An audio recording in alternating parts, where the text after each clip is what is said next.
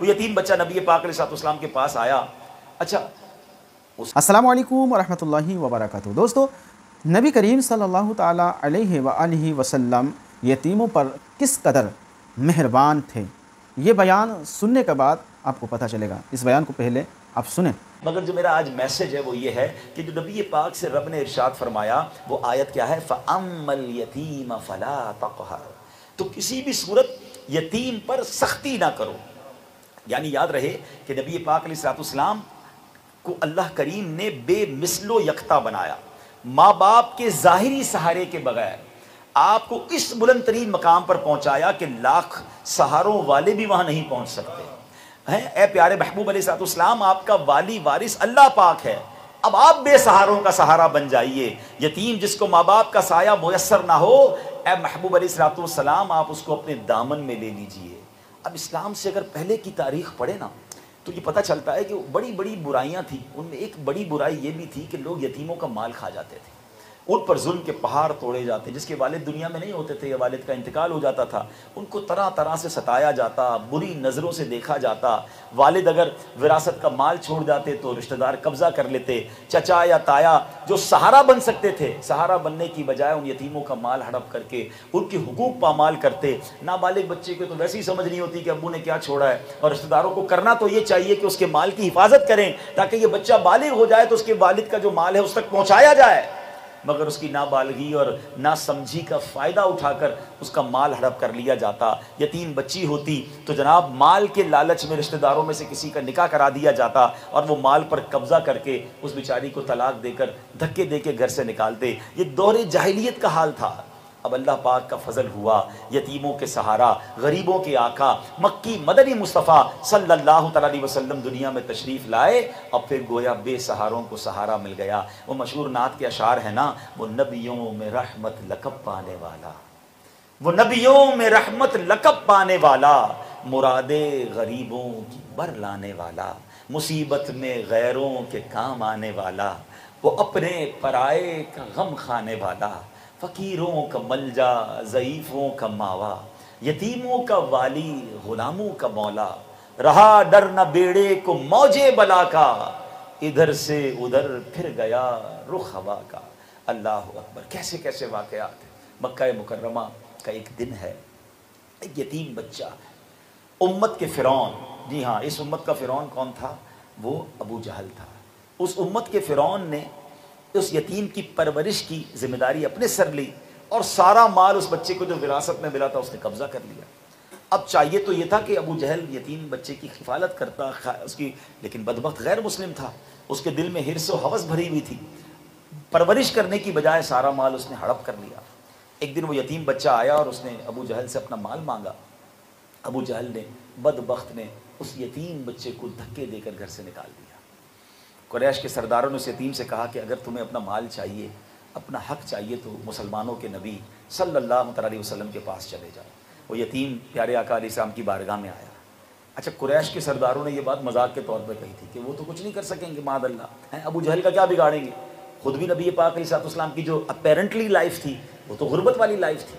یہ الگ بحث ہے کہ نبی پاک نے غربت اختیاری طور پہ آپ نے اختیار کی تھی، ورنہ آپ تو اللہ کے حبیب تھے، آپ اشارہ فرماتے دنیا کے خزانے آپ کے قدموں میں آ جاتے. بہرحال وہ یتیم بچہ نبی پاک علیہ السلام کے پاس آیا.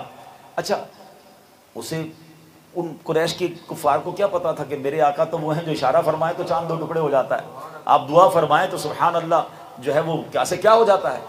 تو خیر جب نبی پاک کی خدمت میں حاضر ہوا تو نبی پاک نے ذرا سی بھی دیر نہ لگائی، اس کو اپنے ساتھ لیا اور ابو جہل کے گھر کی طرف چل دیے. اب لوگ حیران ہیں کہ ابو جہل کا کر و فر، اس کا جاہ و جلال، اس کے سپاہی اور سرکار دو عالم علیہ السلام یتیم بچے کو ساتھ لے کر جا رہے ہیں. جیسے ہی نبی پاک علیہ السلام اس کے گھر میں داخل ہوئے تو نبی پاک کو دیکھ کر وہ کھڑا ہو گیا، روب طاری ہو گیا، مرحبا کہتا ہے اور فوراً ہی یتیم کا مال نکال کر اس کے حوالے کر دیا.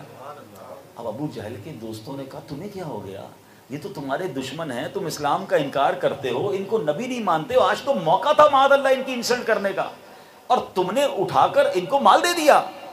ابو جہل کہتا ہے کہ میں نے ان کے ساتھ جب یہ مسلمانوں کے نبی علیہ السلام آئے، ان کے ساتھ ایک غیبی نیزہ دیکھا تھا، مجھے ڈر لگا کہ اگر ان کی بات نہ مانی تو وہ نیزہ ہی مجھے پھاڑ ڈالے گا. اللہ اکبر. یہ نبی پاک کا معجزہ تھا کہ اس کے دل پر ایسا روب طاری ہو گیا. مگر پتہ کیا چلا، یتیموں کا مال کھانا یہ کس کا طریقہ ہے؟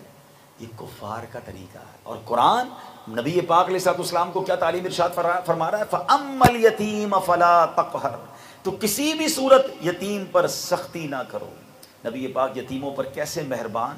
حضرت اقربہ جوہنی رضی اللہ عنہ صحابی رسول ہیں، ایک مرتبہ پیارے آقا علیہ الصلوۃ والسلام کی خدمت میں حاضر ہوئے، آپ کا ننھا شہزادہ بھی آپ کے ساتھ تھا۔ نبی پاک علیہ الصلوۃ والسلام بچوں سے بڑا پیار کرتے تھے، ایسی پیاری ادائیں کاش ہم اس سے سیکھیں کہ پیارے محبوب نے فرمایا اے اقربہ یہ تمہارے ساتھ کون ہے؟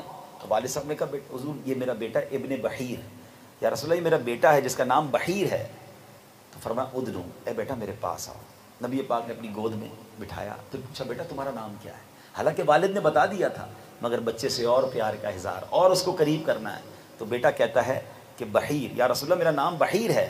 تو پیارے آقا نے فرمایا ولا لیکن اسم کا بشیر، تمہارا نام بحیر نہیں ہے، آج سے بشیر ہے، کیونکہ بحیر کے معنی ہوتے ہیں ایک جگہ پانی جمع ہو جاتا ہے، تالاب۔ اب اس کا کوئی فائدہ نہیں نا، اس نام کا کیا مطلب ہے؟ تالاب نام کے بچے کا کیا؟ ہم یہ بھی سیکھنا ہے اس حدیث سے، یہ بھی سیکھنا ہے کہ نام کا کوئی فائدہ ہونا چاہیے۔ عجیب عجیب نام لوگ رکھتے ہیں، ایک عجیب ریس چلی ہوئی آج، لوگ کہتے ہیں یار مولانا صاحب کو ایسا نام بتائیں پورے خاندان میں کسی کا نہ ہو، پورے محلے میں کسی کا نہ ہو، پورے گاؤں میں کسی کا نہ ہو، یونیک۔ بھائی یونیک کے چکر میں بغیر معنی کے نام رکھو گے جس کا کوئی معنی ہی نہیں ہے، جس کا کوئی فائدہ ہی نہیں ہے۔ حالانکہ حدیثوں میں آتا ہے جس بچے، حدیث پاک کا مضمون ہے کہ جس بچے کا نام محمد ہو یا احمد ہو، قیامت کے دن اس کی اور اس کے والد کی مغفرت کر دی جائے گی۔ نبی پاک کی نسبت سے اگر وہ نام رکھے تو ہمیں تو اچھے نام، نسبت والے نام رکھنے ہیں تاکہ گھر میں برکتیں آئیں۔ وہ انگریزوں کے نام پر عجیب عجیب سٹوریوں سے، کئی ڈرامے سے نام نکالا، بچے کا نام رکھ دیا۔ وہ مطلب کیا؟ مطلب ہم کو کچھ بھی نہیں پتا۔ اچھا پھر قرآن سے نام رکھنے کا بھی بڑا عجیب انداز ہے، قرآن کھولا اور جو لفظ سامنے آیا وہ نام رکھ دیا۔ وہ ایک چٹکلا ہے نا کہ ایک خاتون کے یہاں بیٹی پیدا ہوئی تو نام کیا رکھا؟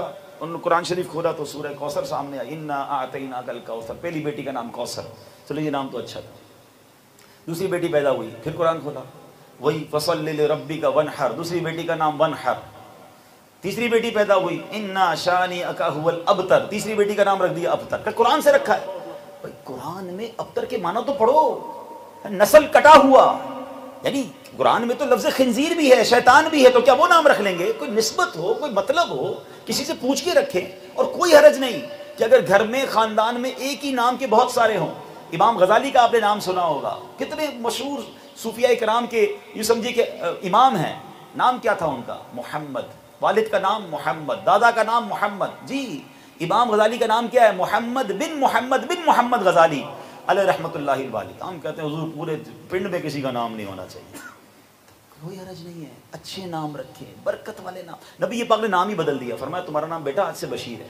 اچھا پھر ہوا کیا؟ وہ کہتے ہیں میری زبان میں لکنت تھی، وہ جو چھوٹے تھے نا بچے، کہتے ہیں میں بولنے میں اٹکتا تھا۔ پیارے آقا علیہ السلام نے اپنا لعاب دہن ڈالا اب میرے منہ میں، کہتے اس کی برکت سے میری لکنت ٹھیک ہو گئی، اٹک ختم ہو گئی۔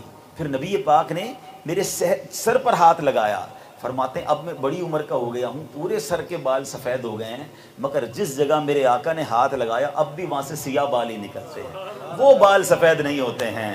چند لمحوں کے لیے ٹھہرے تھے تم جس پیڑ کے نیچے، ہیں چند لمحوں کے لیے ٹھہرے تھے تم جس پیڑ کے نیچے، سنا ہے آج تک اس پیڑ کا سایہ مہکتا ہے۔ یہ ہے میرے آقا کی شان۔ یہ پیڑ بھی الحمدللہ مجھے دیکھنے کی سعادت ملی ہے۔ یہ ایک الگ سٹوری ہے جو اب جارڈن میں ہے کہ جہاں نبی پاک نے قیام کیا تھا، اور آج اس پہ 1400 سال گزرنے کے بعد بھی وہ درخت ویسے ہی صحرا کے اندر ہرا بھرا کھڑا ہے۔ تو شان مصطفیٰ ہے۔ مگر یہاں پتہ یہ چلا کہ بچوں سے برتاؤ۔ اب پھر ہوا کیا کہ یہ صحابی رسول جو تھے نا، ان کے والد صاحب شہید ہو گئے، اب ان کا نام بشیر ہو گیا تھا، نبی پاک نے ان کا نام بشیر رکھ دیا تھا، خوشخبری والا۔ تو انتقال ہو گیا، تو وہ کہتے جب نبی پاک نے ان کو دیکھا کہ والد غزوہ احد میں شہید ہو گئے، بچہ یتیم ہو گیا، تو یہ بچہ آنسو بہانے لگا۔ تو نبی پاک علیہ الصلوۃ والسلام نے پتہ کیا کہا؟ اسکت، اے بشیر چپ ہو جاؤ، اما ترضى ان اکون انا ابوک و عائشہ امک، تمہارے والد کا انتقال ہو گیا ہے لیکن تم کیا اس بات پر راضی ہو کہ میں محمد علیہ الصلوۃ والسلام تمہارا والد بن جاؤں اور عائشہ تمہاری والدہ بن جائیں؟ نبی پاک نے اس بچے کو گویا اپنے گھر پر لے آئے، اس کی کفالت کرنا شروع کر دی۔ اور یہ ایک معاملہ نہیں، پیارے آقا علیہ الصلوۃ والسلام یتیموں پر ایسی شفقت کرتے تھے۔ حضرت جعفر طیار ہیں، جنگ موتا میں ہیں، 950 کلومیٹر دور ہے یہ علاقہ جو ہے مدینہ منورہ سے، مگر میرے آقا صحابہ کو یہاں بیٹھ کر لائیو گویا ٹیلی کاسٹ بتا رہے ہیں کہ اس وقت جنگ کی کیفیت یہ ہے، اس وقت جنگ کی کیفیت یہ ہے، نبی پاک نے فرمایا کہ اب جھنڈا جعفر نے تھام لیا ہے، صحابہ مدینے میں بیٹھے ہیں، اور تھوڑی دیر بعد فرمایا کہ جعفر بھی شہید ہو گئے ہیں۔ پیارے آقا نے 950 کلومیٹرز اوے سے یہ بتایا، اور یہ بخاری کی حدیث ہے کہ آقا نے جنگ موتا کے حالات صحابہ کو بتائے، حالانکہ 950 کلومیٹر سے خبر آنے میں کئی دن لگتے، مگر لائیو پیارے آقا علیہ السلام نے بتا دیا۔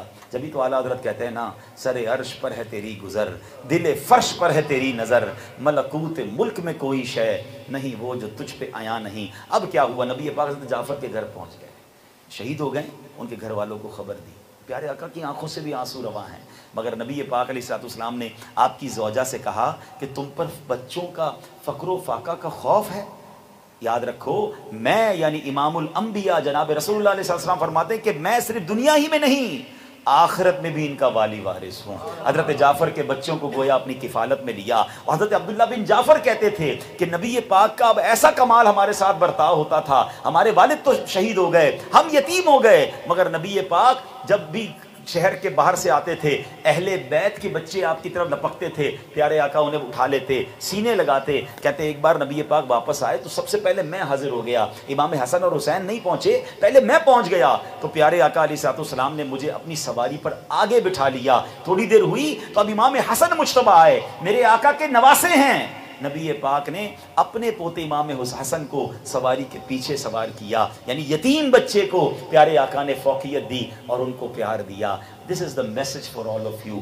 آج جمعے کے بیان کا میں یہ پیغام لے کر آیا ہوں، ہمارے خاندانوں میں بھی یتیم بچے ہوتے ہیں، ہمارے خاندانوں میں یا آس پاس بھی وہ بچے ہوتے ہیں جو یتیم ہوتے ہیں۔ سب سے پہلے تو ایک بات یاد رکھنی ہے، کسی یتیم کا حق نہیں کھانا، یہ اللہ کے غضب کو دعوت دینے والا معاملہ ہے۔ ہمارے یہاں ہوتا کیا ہے، خاندان میں کسی کے والد کا انتقال ہو جائے، ترکہ تقسیم نہیں کرتے، وراثت تقسیم نہیں کرتے، اور یتیم کا مال اس میں ملا ہوا ہوتا ہے اور جناب پورا خاندان کھا رہا ہوتا ہے۔ شرعاً ناجائز ہے۔ اگر کسی کا انتقال ہوا ہے، ان کے بچوں میں کوئی نابالغ ہے، یتیم ہے، اب اس مال کو پہلے الگ کرنا ہوگا اور پھر اس مال کی حفاظت کریں، اس مال کو برباد نہ ہونے دیں، کیونکہ قرآن فرماتا ہے ان الذین یأکلون اموال الیتامی ظلما انما یأکلون فی بطونہم نارا وسیصلون سعیرا، بے شک وہ لوگ جو ظلم کرتے ہوئے یتیموں کا مال کھاتے ہیں وہ اپنے پیٹ میں بالکل آگ بھرتے ہیں، اور ان قریب یہ لوگ بھڑکتی ہوئی آگ میں جائیں گے۔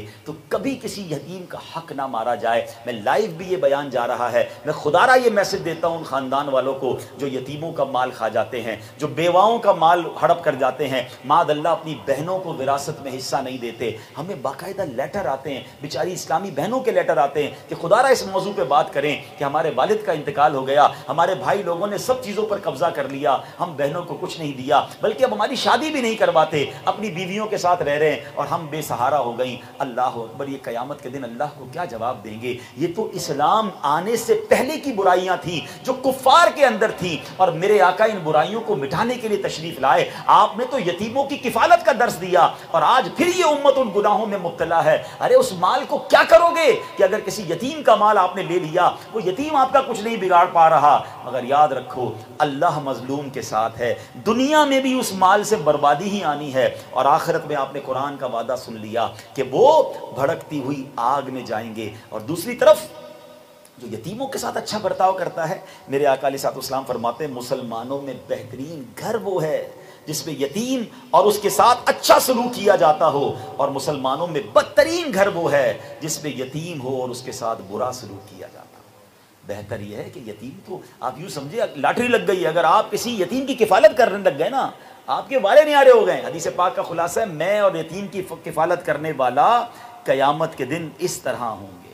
پیارے آقا نے دونوں انگلیاں ملا کر فرمایا، یعنی وہ جنت میں ساتھ لے جائیں گے میرے آقا اس کو، کہ جو یتیم کی دنیا میں کفالت کرے، یتیم کے ساتھ اچھا برتاؤ کرے، بلکہ یہاں تک کہ اگر آپ چاہتے ہیں نا کہ آپ کے دل میں نرمی پیدا ہو۔ ایک صحابی نے کہا حضور میرے دل میں سختی ہے، فرماتا چاہتا ہے تیرے دل میں نرمی ہو جائے تو یتیم پر رحم کیا کر، اس کے سر پر ہاتھ پھیرا کر اور اپنے کھانے میں اس کو کھلایا کر، ایسا کرنے سے تیرا دل بھی نرم ہوگا اور حاجتیں بھی پوری ہو جائیں گی۔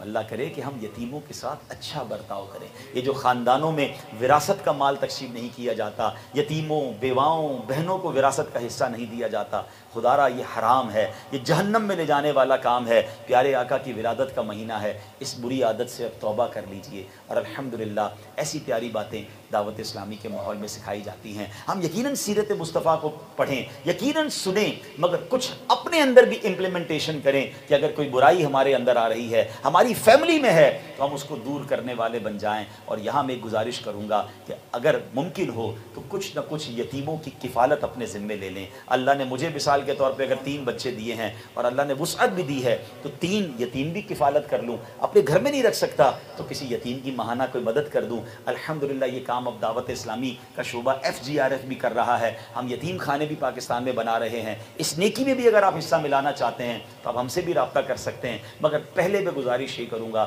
کہ آپ اپنے رشتہ داروں میں یتیموں کو دیکھیں، اپنے خاندان میں یتیموں کو دیکھیں، ہر بندہ اپنی فیملی کا خیال کر لے تو اس طرح معاشرے میں بہتری آ جائے گی۔ اور یہ بہت بڑی نیکی ہے، اس کی تعلیم کا، اس کی تربیت کا، اس کے کھانے پینے کا، اس کی نشو و نما کا آپ انتظام کریں۔ کیا معلوم اس کی برکت سے اللہ ہمارے بچوں میں خوشیاں عطا فرمائے، اللہ مجھے بھی یہ نیکی کرنے کی توفیق عطا فرمائے، آپ کو بھی نصیب فرمائے، اور آج کے دن کی برکت نصیب فرمائے۔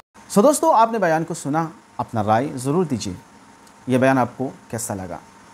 دوستو نبی پاک صلی اللہ تعالیٰ علیہ وآلہ وسلم کے نقش قدم پر چلتے ہوئے یتیموں اور غریبوں سے محبت رکھیں۔ آپ کے آس پاس میں یتیم ہے کوئی تو اس کا خیال رکھیں، اس کا بھرپور حق ادا کریں۔ اسے زیادہ سے زیادہ شیئر کریں، اور اس طرح کے مزید ویڈیو پانے کے لیے چینل کو سبسکرائب کر کے ہمارے ساتھ جڑے رہیں۔ ملتے ہیں کسی اور ویڈیو میں، تب تک اپنا خیال رکھیں۔ خدا حافظ، السلام علیکم ورحمۃ اللہ۔